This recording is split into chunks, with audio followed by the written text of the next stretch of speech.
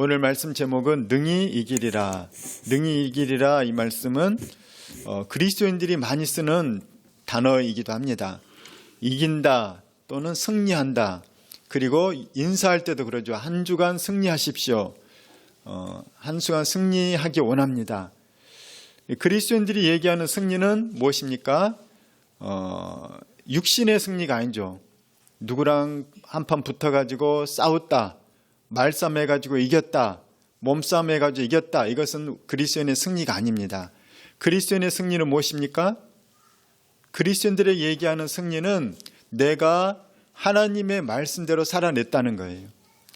세상 사람들은 세상의 풍조에 따라서 때로는 타락과 때로는 거짓과 때로는 잘못한 것에 대해서 죄에 대해서 그들은 그렇게 살아가지만 우리는 하나님의 말씀에 따라서 나도 성깔이 있고 나도 자존심이 있고 나도 이익 볼 게 있지만 하나님 말씀이 그러하지 아니하니 내가 세상적인 것, 육신적인 것 따르지 않고 하나님 말씀대로 살아내겠습니다. 이것이 바로 그리스도인의 승리라는 것입니다. 저는 우리가 승리하길 축복합니다. 바로 그리스도인들에게는 그래서 승리가 매우 중요한 거예요. 그리스도인들은 그래서 승리라는 얘기를 많이 합니다. 이 승리는 또한 이 하나님 앞에서 내가 어떻게 삶을 살아가는가, 이것도 승리이고, 또 하나는 나 자신 앞에서 내가 어떻게 살아가는가, 이것도 승리인 것이죠. 내가 좀 더 자자, 좀 더 졸자 하면 게으름이 군사같이 너에게 이를 것이라고 했는데 내가 게으름 피우지 않냐고, 나태하지 않냐고 내 몸을 쳐서 복종시키는 거예요. 그래서 게으름에 빠지지 않고 휴대폰에 빠지지 않고 늦잠에 빠지지 않고 남을 미워하는 미움에 빠지지 않고 나 자신의 마음과 육신을 쳐서 더욱더 더 나은 삶, 이것으로 나가는 게 그리스도인의 승리라는 거예요. 저는 그리스도인들인 여러분이 승리를 하기를 원합니다. 그리스도인이 아닌 사람들도 세상에서 자기 자신에 대해서 승리하는 사람이 많아요. 좋은 루틴을 만들어서 새벽에 일어나가지고 헬스클럽 가고 또 일어나가지고 영어 학원에 가고 그리고 나서 출근하는 직장인들도 있어요. 저녁에 와서라도 또 운동하러 가고. 그런데 그리스도인이 늦게 일어나고 몸 관리도 안 하고 마음 관리도 안 하고, 이거 그리스도인이 승리하는 모습이 아니라는 것입니다. 2025년에는 우리가 승리할 수 있기를 축복합니다. 여러분이 오늘 말씀을 통해서 내가 어떻게 승리할지, 무엇을 승리할지, 어떤 목표를 삼을지, 이것을 우리가 잘 컨트롤을 잡아갈 수 있기를 원합니다. 오늘 그리스도인의 승리는 승리라는 말로도 표현될 수 있고 우리는 또 성공이라는 말로도 표현될 수 있어요.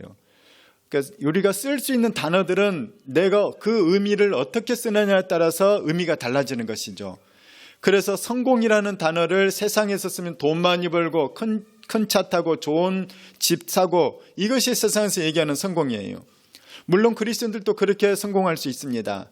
그런데 그리스도인의 진짜 성공은 무엇일까요? 그리스도인의 성공은 내가 하나님의 사람으로 평생 살아내는 것, 이것이 바로 성공인 거예요. 내가 하나님의 사람으로 평생 살아내는 것, 이것이 진짜 성공인 거죠. 믿음을 끝까지 지켜내는 것, 이것이 진짜 성공이라는 거예요. 더 나아가서 어제보다 오늘 더 믿음이 자라가고, 어제보다 오늘 더 말씀대로 살아가고, 어제보다 오늘 더 성령 충만하고, 어제보다 오늘 더 선을 행하고, 이것이 바로 그리스도인의 성공이라는 것입니다. 제가 이 주제를 오늘 이번 해 작년부터 2025년 하나님 2025년에 주제 말씀을 주십시오 계속 기도하는 가운데 오늘 본문이 바로 그 주제 말씀인 거예요. 13장 30절 말씀인 거죠. 우리가 곧 올라가서 그 땅을 취하자 능히 이기리라. 2024년, 2025년의 말씀, 하나님 어떤 주제를 가지고 우리 교회가 나아가면 좋겠습니까? 작년에 계속 기도하는데 능히 이기리라, 이 말씀을 가지라는 거예요. 사실 여러분이 저를 아는 성향을 아는 사람들은 저는 부딪히는 거 별로 안 좋아해요. 막 치열하게 뭔가 막 하는 거 별로 안 좋아해요. 왜냐하면 일단 체력이 약하기도 하고 뭔가 막 갈등이 생기거나 막 억지로 하는 걸 별로 좋아하지 않기 때문에. 그러니까 오늘 이 말씀은 사실 저랑은 잘 맞지 않아요. 저랑은 잘 맞지 않지만 하나님께서 이 시대에 너무 필요한 말씀이라는 거예요. 왜냐? 이 시대가 사람들이 너무 유약해졌어요. 너무 유약해진 거예요. 대표적인 게 뭔지 압니까? 마음이 약해지고 몸이 약해졌어요. 요즘 젊은 사람들이 급속도로 몸이 약해졌대요. 20대들이, 30대들이. 왜 몸이 약해진지 압니까? 이건 신문기사에 계속 나와요. 건강 관련 기사에.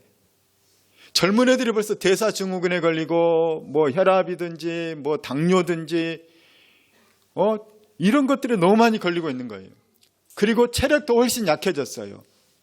물론 학교에서 체육을 옛날처럼 많이 하지 않고 도서관에서 야간 자습, 학원 이렇게만 다니기 때문에 애들이 체력이 약해진 것도 있는데 체력뿐만 아니라 멘탈도 굉장히 약해져 있는 거예요.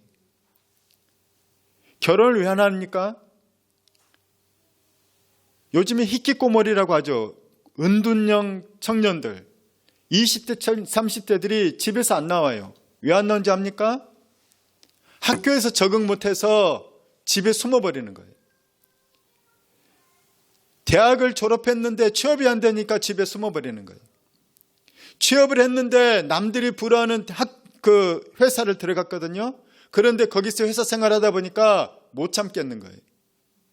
다른 사람 말에 상처받고 업무가 너무 힘들고 야근하니까 체력이 안 되고 그러니까 나는 회사를 못 다닌다고 사표를 쓰고 나왔는데 다른 회사 가려고 했더니 친구들이나 다른 사람 말 들었더니 더 힘든 거예요. 그래서 나는 세상에 내가 일할 곳이 없구나. 그리고 집에서 계속 게임만 하고 유튜브만 보고 숨어 있는 거죠. 이 은둔형 청년들이 기하급수적으로 지금 늘고 있습니다. 은둔형 청년만 힘들까요? 연약할까요? 아니에요. 전반적으로 요즘 대한민국 젊은 애들이 연약해지고 있어요. 물론 임금 차이 때문이기도 하지만 중소기업에 일하러 안 갑니다. 왜? 힘든데 돈이 적다고. 옛날에 제가 어릴 때 우리 동네 누나들이 부산의 신발 공장에 갔어요. 대구의 섬유 공장에 갔어요. 하루 16시간 노동했습니다. 그러면서 그 돈 아껴가지고 집에 돈 붙여줬어요. 월급을 얼마나 받았겠어요? 왜? 죽기 살기로 한 거예요. 죽기 살기로. 큰아들들은 죽기 살기로 공부했어요.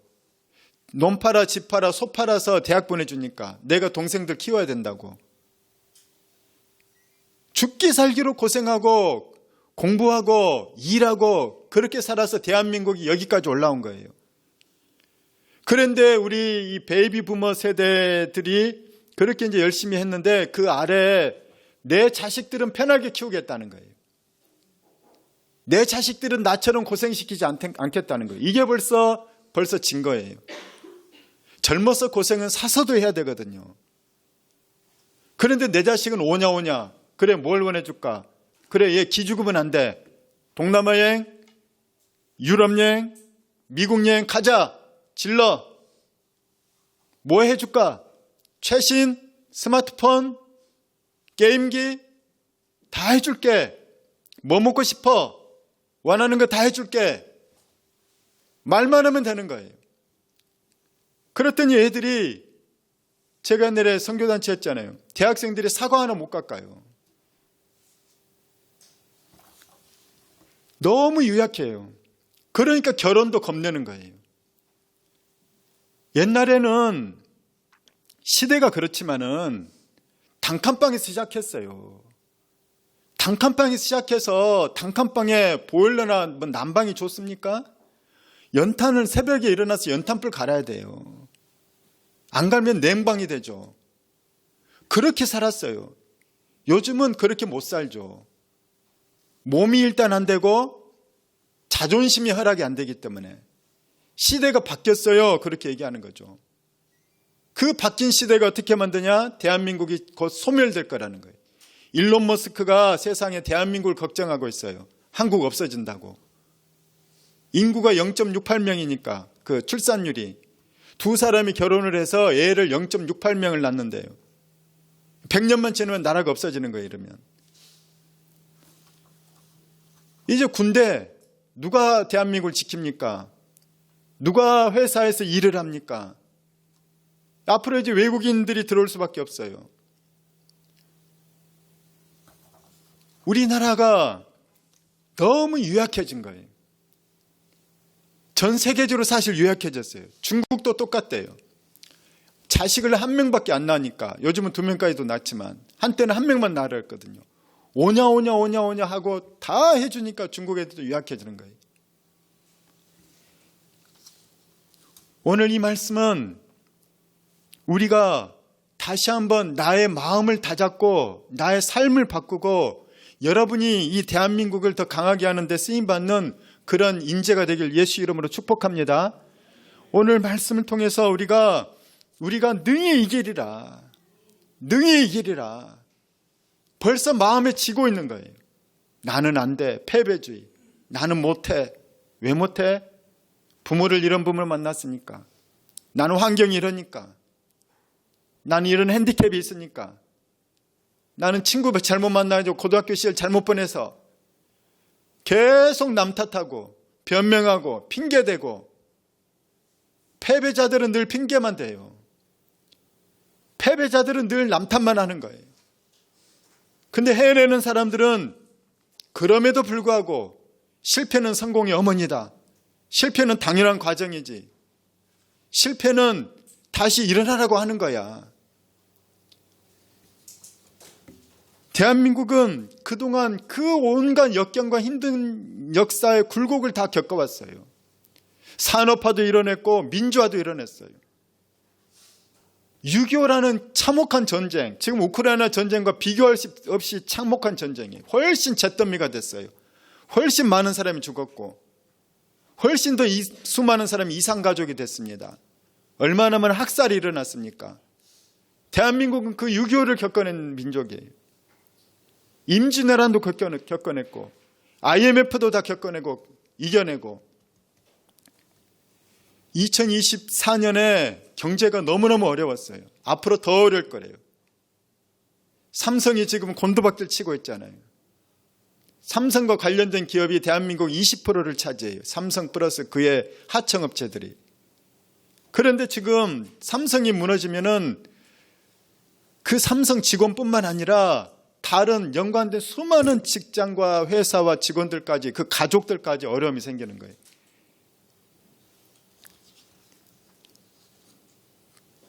반도체만 해도 미국에서 그 반도체를 설계하는 기업들의 그 수준을 대한민국이 못 따라가요.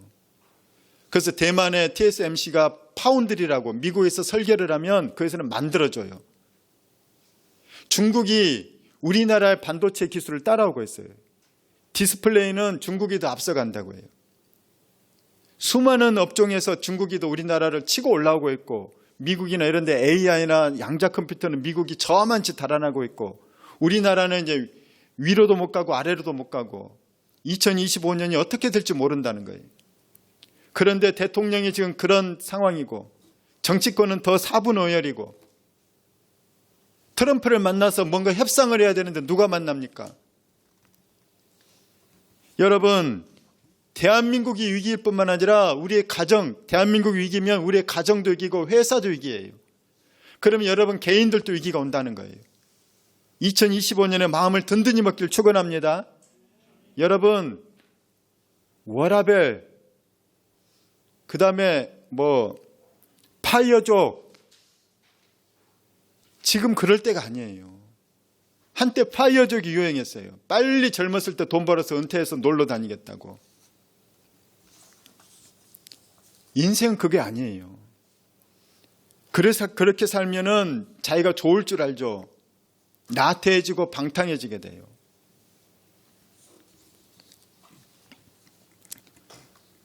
대한민국에 지금 시국도 너무 어렵고 경제도 어려워요. 이때 우리의 마음마저도 꺾여버리면 안 된다는 것입니다. 마음이 꺾이면 다 꺾이는 거예요. 희망이 꺾이면 절망이고 절망에 빠지면 우울에 빠지는 거예요. 우울은 죽음을 이루는 병이에요. 그래서 절대로 우리가 희망이 꺾이면 안 되는 것입니다. 할 수 있게 되길 축원합니다. 그래서 여러분이 전투력을 키우세요. 전투 의지를 키우세요. 남과 싸우라는 게 아니에요. 나 자신과 싸워야 되는 거예요. 시련이 닥치면 시련 와봐라. 내가 이겨내겠다. 고난 와라. 내가 이겨내겠다. 절망 내가 이겨내겠다. 나태함 이겨내겠다. 게으름 이겨내겠다. 여러분이 이 작정을 하라는 거예요. 싸우세요. 2025년에는 특별히 더 싸워야 될 해예요. 이스라엘 백성들이 오늘 너무 절체절명의 중요한 위기의 순간입니다. 어떤 갈림길이죠. 축복이 될 수도 있고 저주도 될 수 있는 그런 갈림길. 그 장소가 오늘 주보에 나오는 가데스 바네아예요. 이 가데스 바네아는 이스라엘의 역사에서 매우 중요한 지명입니다. 우리 이성계 옛날에 이성계 위화도에서 회군을 했죠. 중국을 칠 건가 조선으로 돌아올 건가. 그 위화도가 매우 중요한 장소예요. 갈림길이거든요. 오늘 가데스 바네아가 그런 곳이에요. 하나님께서는 출애굽기에서 이스라엘 백성이 이집트의 노예가 되어서 하나님께 울부짖어요. 출애굽기 2장에 보면 너무너무 울부짖으면서 저들이 사내가 태어나면 죽여버리고 노예를 삼고 이스라엘 백성들이 수가 많아질까 봐서 온갖 고역을 다 시키고 힘든 노동 다 시키고, 그러니까 우리 힘들어 죽겠다고 하나님께 막 울면서 기도를 했어요. 그래서 하나님께서 모세를 부르셔서 내가 너를 이스라엘 백성으로 하여금 이집트에서 탈출해서 젖과 꿀이 흐르는 가나안 땅으로 인도하는 그런 리더로 삼을 거다. 너는 이들을 인도해서 젖과 꿀이 흐르는 가나안 땅으로 데리고 가라. 그래서 마침내 모세가 인도하여서 10가지 재앙을 이집트 땅 10가지 재앙을 내리고, 그리고 홍해를 가르고, 홍해를 갈라서 광야 땅에 접어들었더니 뭐가 없습니까? 물이 없어요. 그래서 반석에서 물을 낸 거예요. 광야에서 물을 찾을 수가 없죠. 또 먹을 것이 없어요. 그랬더니 하늘에서 만나를 내려주시는 거예요. 광야에 먹을 게 어디 있습니까? 그들이 광야 생활을 할 수 있었던 것은 만나가 내렸기 때문인 것이죠. 그들은 매일매일 기적을 경험했어요. 매일 만나를 만났거든요. 그들은 홍해를 가르는 사건을 다 봤어요. 이집트 군사들이 홍해에 빠져 죽는 것을 다 봤어요. 10가지 재앙이 내려서 자기들은 살고 이집트 땅에는 저주가 내린 것을 그들은 다 경험을 했어요. 그들의 체험은 놀라운 것이었습니다. 그런데 똑같이 하나님의 역사를 경험하고 똑같이 믿음의 길을 걸었는데 희한하게 믿음은 다 다르더라는 거예요. 우리 교회 여러분이 똑같이 예배드리지만 여러분의 믿음 다 다릅니다. 한국 교회가 다 같이 교회 예배드리고 있지만은 믿음이 다 다른 거예요. 오늘 보면 이스라엘에 12지파가 있어요.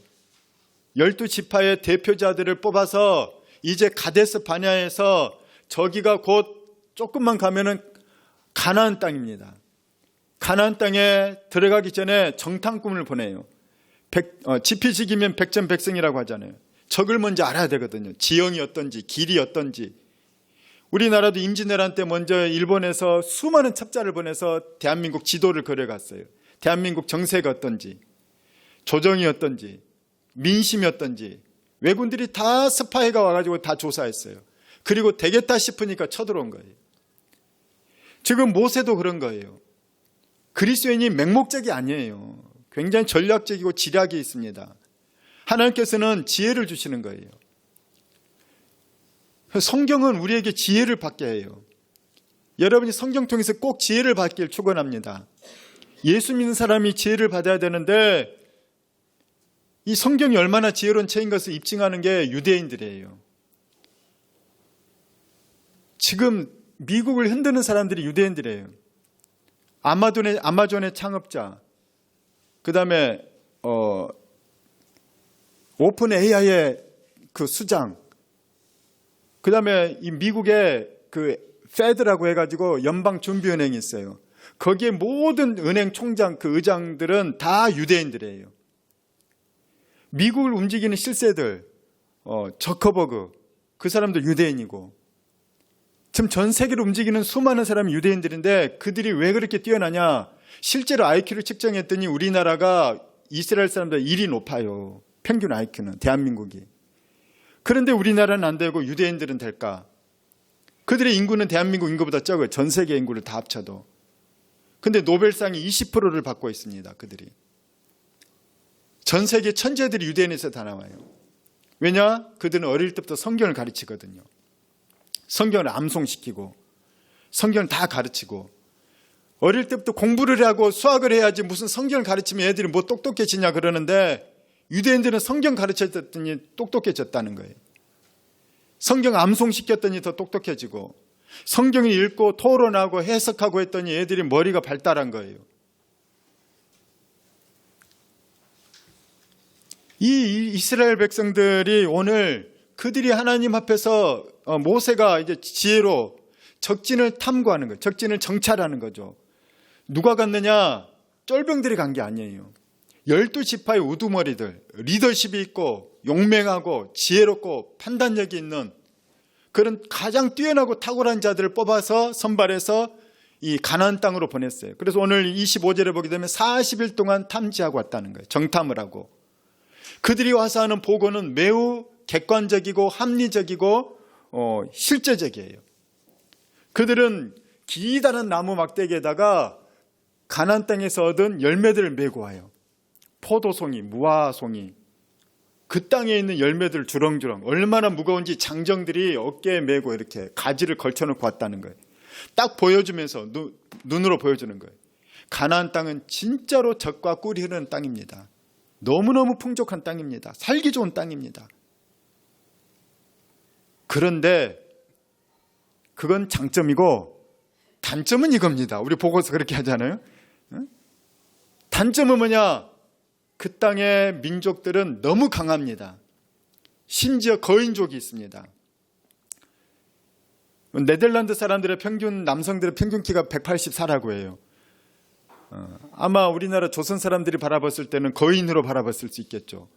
근데 이 당시 성경에 보면 다윗과 골리앗의 얘기가 나오거든요. 골리앗의 키는 실제로 2m가 넘었다고 봐요. 그러니까 그런 전투적인 체질과 그 체격이 있는 그런 거인족들이 사는 곳이 한 지역이 있었다는 거예요. 그들을 뭐라고 부르냐면 안악자손이라고 얘기를 합니다.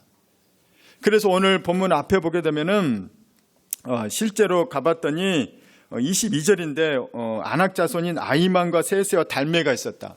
그러니까 거인들이 있었다는 거예요. 그 땅에 거인 용사들이 있고 성벽도 너무나도 튼튼하고 그들의 무기는 굉장히 발달했다는 거예요. 이스라엘 백성 광야를 떠도는 자들이고 이집트에서 탈출한 자들이기 때문에 무기가 변변한 무기가 있겠습니까? 우리는 무기도 열세고 신장도 열세고 우리는 너무나도 그들에 비해서 하잘것없는 자들입니다. 그러면서 그들의 보고는 매우 객관적이고 합리적이고 현실적인 보고를 해요. 우리는 가나안 땅에 들어가면 안 됩니다. 그들과 전쟁하면 우리는 반드시 지게 돼 있습니다. 매우 합리적이고 객관적인 보고를 한다는 거죠. 오늘 그 말씀이 31, 32절입니다. 같이 한번 읽겠습니다. 시작. 그와 함께 올라갔던 사람들은 이르되 우리는 능히 올라가서 그 백성을 치지 못하리라.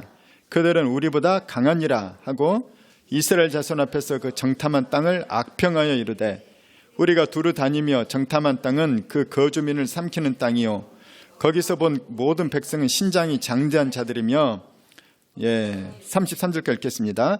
거기서 네피림 후손인 아낙 자손의 거인들을 보았나니 우리는 스스로 보기에도 메뚜기 같으니 그들이 보기에도 그와 같았을 것이니라. 옛날에는 이 체력이잖아요. 체력. 몸으로 싸우기 때문에 요즘 무기지만 힘센 사람이 이기는 거예요. 그런데 자기들은 그 가나안 사람들은 잘 먹고 좋은 영양도 잘 받고 요즘 한국인들도 키가 크잖아요. 왜냐? 영양이 좋기 때문에.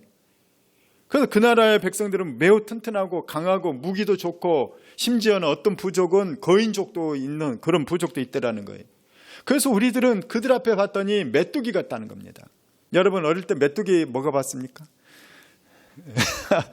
저는 안 먹어봤어요. 못 먹겠더라고요. 근데 메뚜기 잡아는 봤어요. 잡아가지고 갖고 놀면 이건 완전 장난감인 거예요. 너무 잡기 쉬워요. 잘 잡혀요 얘는. 그리고 얘 약해가지고 다리도 잘 떨어지고 얘가 매우 약해요. 그래서 조심해서 잡아야 돼요. 또 우리는 그 이스라엘 백성들은 가나안 사람에 비하면 우리는 메뚜기처럼 매우 허약하고 메뚜기처럼 힘이 없다는 거예요. 자기 자신을 이렇게 비하하고 있다는 것입니다. 이것이 사실은 틀린 말은 아니죠. 매우 객관적이고 합리적인 말이에요. 그런데 여기에 뭐가 빠졌느냐? 지금까지 자기들을 건져주시고 구원해주시고 여기까지 인도하신 하나님이 빠진 거예요. 하나님이 없으면 맞는 말이에요. 이집트 백성은, 이집트 군사는 약했습니까? 이집트는 가나안보다 훨씬 강합니다. 그 당시 세계 최강이 이집트였어요. 강력한 철제 무기, 전차 무기가 있었어요. 이집트의 군사력은 절대로 못 당합니다. 그런데 하나님이 이집트의 군사력을 꺾어버리고 지금 이스라엘 백성을 탈출시켰거든요. 근데 그런 경험을 다 하고 나서도 오늘 뭐라고 얘기하냐? 우리는 메뚜기라는 거예요. 하나님을 빼버리고 얘기를 해요. 우리가 승리할 수 있는 이유는 내가 능력이 있기 때문이 아니라 나를 구원하신 예수 그리스도의 능력이 있기 때문이에요. 예수 그리스도의 이름으로 우리에게 보내신 성령의 능력이 있기 때문인 거죠. 하나님의 말씀이 우리에게 지혜와 능력을 또 바른 길, 진리의 길로 인도하시기 때문에 우리가 능력이 있는 거예요. 우리 개인은 그렇게 능력이 있지 않아요. 여러분은 절대로 승리할 수 없어요. 그냥 여러분은 세상에 있는 그 누구하고 비슷비슷해요. 그런데 가나안 족속을 이길 수 있다는 거예요. 왜 이길 수 있느냐? 어떻게 이길 수 있느냐? 하나님이 함께 하시면 이길 수 있다는 겁니다. 다윗은 이스라엘의 가장 부강한 나라를 만들었습니다. 다윗 자체가 능력이 있는 것이 아니라 다윗에게는 늘 하나님이 함께 했어요. 다윗은 성경에 보면 단 한 번도 패배하지 않았습니다. 그래서 이스라엘 백성들은, 지금도 이스라엘 사람들은 자기들의 국기에 다윗의 별이 있어요. 다윗의 시대처럼 부강한 나라를 만들고 싶다는 거예요. 다윗의 출신은 목동이에요. 시편 1편을 보십시오. 내가 주야로 주의 말씀을 묵상하나이다. 다윗은 나는 아침에도 하나님 말씀 묵상하고 저녁에도 묵상한다는 거예요. 그의 힘은 어디서 왔느냐? 하나님과의 관계에서 온 거예요. 주의 말씀을 가까이 하고 하나님께 기도하고, 그랬더니 하나님이 지혜를 주시고 전략을 주시고, 또 심지어 하나님께서 역사를 베푸셔서 그 적들을 하나님이 함께 하심으로 적은 숫자라도 큰 적군을 이기는 거죠. 그러니까 다윗의 통치할 때에는 주변 나라들이 다윗에게, 이스라엘에게 조공을 바친 거예요. 수많은 나라들이 이스라엘에게 먼저 제안을 해요. 우리 화친을 하자. 우리 서로 평화를 누리자. 그런데 솔로몬 이후부터는 수많은 나라들이 이스라엘을 쳐들어옵니다. 그 왕들의 특징이 뭐냐? 하나님 별로 경외하지 않아요. 자기 힘을 의지하고 군사력을 의지합니다. 오늘 이스라엘 백성이 결정적으로 제일 중요한 걸 놓친 게 뭐냐? 하나님을 배제해버렸다는 거예요. 하나님이 없으면 그들은 정말로 메뚜기가 맞아요. 절대로 이길 수가 없습니다. 이들에게 지금 빠져있는 게 뭐냐? 믿음이라는 거예요.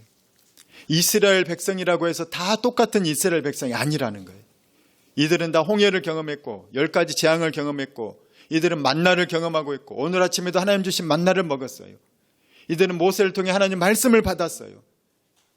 이들은 하나님께 똑같은 걸 받았음에도 불구하고 믿음이 없다는 거예요. 매우 현실적인 눈을 가지지 말라는 건 아닙니다. 냉철하게 판단하고 분석을 해야 돼요. 그런데 살아계신 하나님이 있다는 사실에 대해서 우리가 그것을 간과하면은 우리가 예수 믿을 이유가 없는 거죠. 하나님을 믿을 이유가 없는 거죠. 내 힘으로 살지. 하나님께서 그들을 구원해주고 하나님께서 그들을 먹여주시고 거기까지 인도했더니 나중에 가서는 하나님을 빼버리는 거예요. 지금 유럽이 그런 상태예요.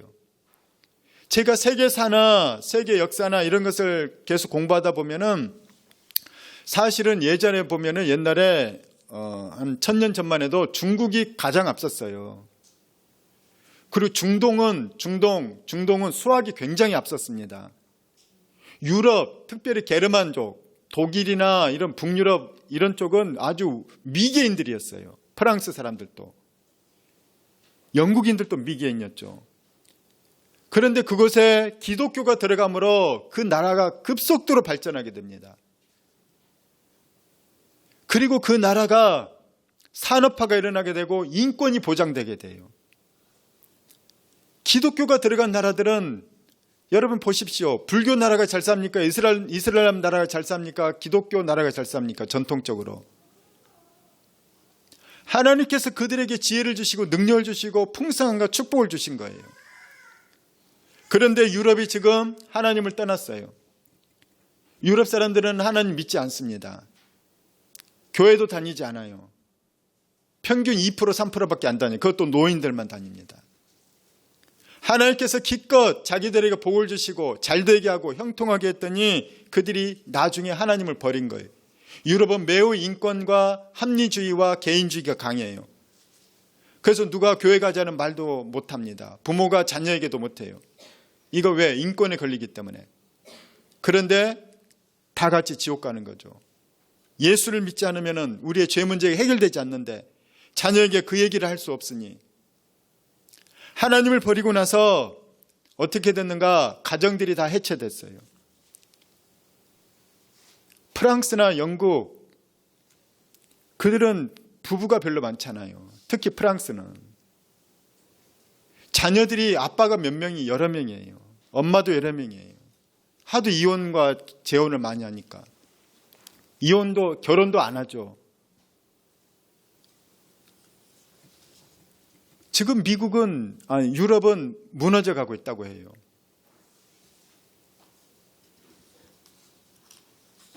우리가 오늘 성경 말씀에서 성경 말씀이 주는 교훈을 따라서 살아갈 때 하나님께서 우리에게 분명히 축복과 형통함과 잘되게 하심을 우리에게 주시는 것들이 너무나도 많아요. 그런데 사실 그것을 우리가 중요하게 여기면은 더 중요한 걸 놓쳐버리는 것입니다. 뭐냐? 하나님을 놓치는 거예요. 여러분이 기도할 때도 매우 조심해야 돼요. 오늘 문제가 몸이 어디가 아프기 때문에, 우리 경제적으로 뭐가 힘들기 때문에 우리는 그것을 열심히 기도합니다. 그런데 놀랍게도 하나님께서 응답을 해주시는 거예요. 하나님께서 치료해 주시고 우리 교회에도 하나님께서 치유를 많이 해주셨어요. 근데 그게 중요한 게 아니라는 거예요. 이스라엘 백성을 홍해를 갈랐거든요. 10가지 재앙 가운데 건져주셨거든요. 그런데 그들은 그 이적과 기적을 다 잊어버려요.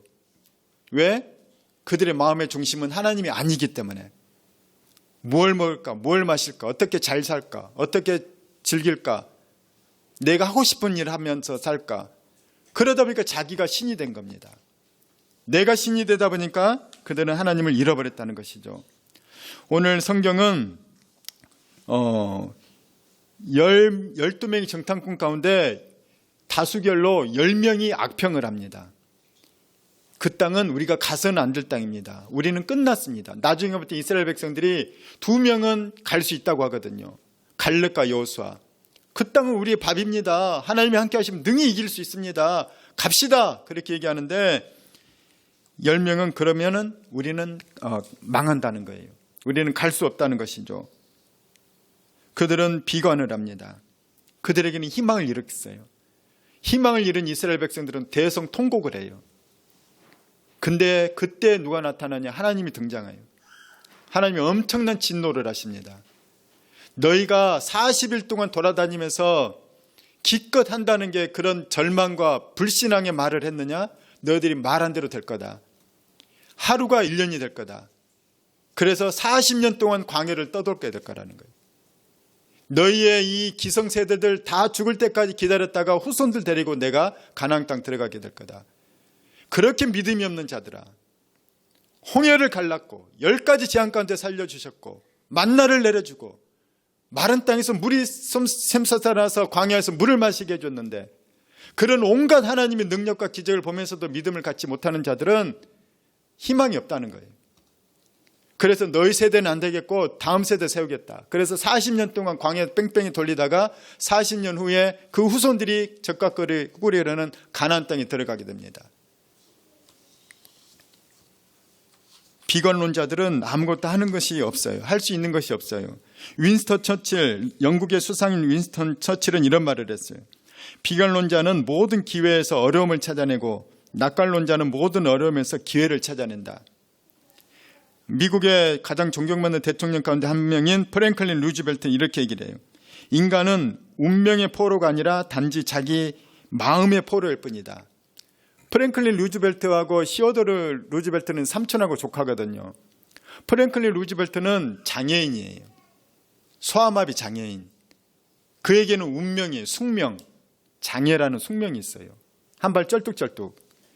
옛날에 남자가 장애가 있으면 굉장히 놀림받고 힘이 약하기 때문에 다른 사람들이 그를 구박하고 열등의식에 쌓일 수밖에 없어요. 근데 그가 미국의 위대한 대통령이 됐고 존경받는 대통령이 됐어요. 그가 뭐라고 얘기합니까? 인간은 운명의 포로가 아니라 단지 자기 마음의 포로일 뿐이다. 나는 못해. 그러면 진짜 못한다는 거예요. 나는 장애인이라서 안 돼. 그러면 진짜 못한다는 거예요. 그러나 루즈벨트는 나는 장애인임에도 불구하고 할 수 있다는 거예요. 나는 그럼에도 불구하고 할 수 있다는 거예요. 그런 그의 정신이, 불굴의 정신이 위대한 그 모습을 보이면서 미국인들은 그를 존경한다는 겁니다. 실제로 그는 정치도 매우 잘했어요. 긍정의 근원은 하나님인 거예요, 사실은. 왜? 하나님은 소망의 하나님이기 때문에. 하나님 믿는 사람이 넘어져도 다시 일어날 수 있어요. 루즈벨트, 링컨 이런 사람들 굉장히 믿음의 사람들이거든요. 희망과 긍정은 하나님으로부터 옵니다. 소망은 하나님으로부터 와요. 희망과 소망은 영어로 똑같아요. 호프. 자, 우리 로마서 15장 13절 같이 읽겠습니다. 시작. 소망의 하나님이 모든 기쁨과 평강을 믿음 안에서 너희에게 충만하게 하사 성령의 능력으로 소망이 넘치게 하시기를 원하노라. 인간에게 소망에 빠지면 우울과 절망이고 죽음인 것입니다. 여러분 평생 동안 절대로 소망을 잃지 않기를 축복합니다. 절망과 우울에서 헤어나오는 방법은 그것과 싸우는 게 아니라 소망을 가지는 거예요. 소망을 가지는 것이 우리의 싸움인 거예요. 하나님이 없으면 우리는 이렇게 절망에 빠지게 되고 자기 자신을 비하하게 돼요. 나는 메뚜기야. 나는 장애인이야. 나는 가난해. 나는 백도 없어. 나는 안 돼. 하나님이 없는 사람은 이렇게 되는 것입니다. 그러나 하나님 있는 사람은 할 수 있거든이 무슨 말했느냐? 믿는 자에게는 능치 못함이 없느니라. 내가 풍부함에 차일 줄도 알고 비천함에 차일 줄도 알았는데 나는 모든 것을 감당할 수 있었습니다. 사도 바울의 고백이에요. 나는 부자가 되어지기도 했고 나는 가난한 거지처럼 얻어먹는 그런 비천한 가난에 빠지기도 했습니다. 그런데 그때도 나는 절대로 비굴하지 않았습니다. 나는 절대 낭망하지 않았습니다.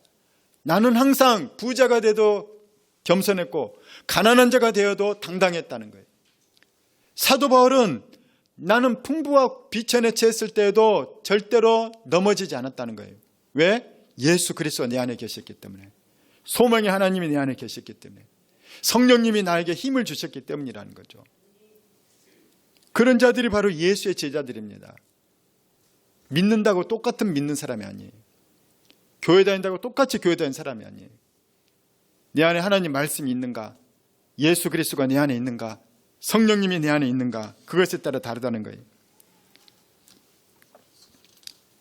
성경 우리에게 얘기합니다. 내게 능력 주시는 자 안에서 내가 모든 것을 할 수 있나이다. 여기서 말은 사도 바울이 적응력을 얘기하는 거예요. 적응력. 요즘 사람들은 적응력이 약해요. 조금만 뭐가 안 맞으면 아파버려요. 그렇죠? 기온이 안 맞으면 툭하면 아프고, 툭하면 골병 들었다고 하고, 툭하면 피곤해서 못하겠다고 하고, 뭐 하면 무서워서 못하겠다고 하고. 현대인들 그래서 불안장애가 많아요. 적응력이 떨어지기 때문에. 회사에 취업해놓고도 적응을 못해요. 알바해놓고도 적응을 못해요. 이게 바로 현대인들의 연약한 적응력의 모습이라는 것이죠. 적응력이 떨어지는 사람은 핑계만 댑니다. 또 적응력이 떨어지는 사람은 남 탓만 한다는 거예요. 우리 하나님께서는 우리에게 소망의 하나님이고 희망의 하나님이십니다. 그래서 여러분들이 할 수 있거든이 무슨 말이냐? 믿는 자에는 능치 못함이 없느니라. 그 다음에 내게 능력 주시는 자 안에서는 내가 모든 것을 할 수 있느니라. 이 믿음을 가지고 예수 믿는 여러분 모두가 되기를 예수 이름으로 축복합니다. 우리 마지막으로 책을 하나 보시기 바랍니다.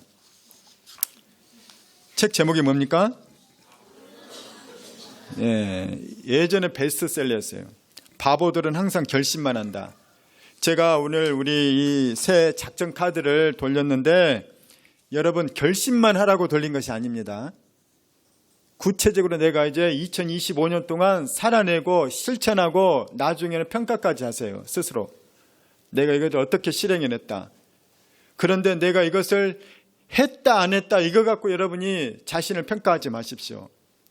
나는 1월 달은 잘했는데 잊었다가 2월에 3월부터 다시 시작했어. 그러면 그 사람 성공한 거예요.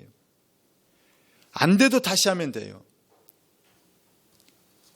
실패는 성공을 위한 재료이다. 실패로부터 배워야 한다. 빌리 그레이엇이라는 사람이 얘기했어요. 실패를 두려워하지 마시고 실패에도 부딪히라는 거예요. 바보들은 항상 결심만 해요. 이 말이 뭔 말이냐? 실천을 안 한다는 거예요. 새해는 이렇게 해야지. 내일부터 이렇게 해야지. 다이어트? 공부?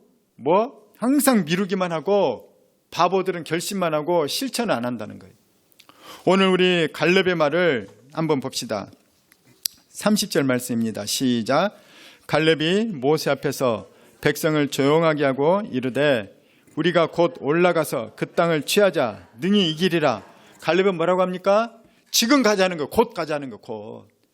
지금 갑시다. 바로 갑시다. 그러는 거예요. 이게 갈렙의 실천력인 거죠. 나중에 실제로 갈렙은 이스라엘 땅에 그 가나안 땅에 가서도 그가 80의 노구임에도 불구하고 전쟁터에 나가서 땅을 차지해요. 헤브론 땅을. 그리고 그의 후손들에게 그 땅을 물려줍니다.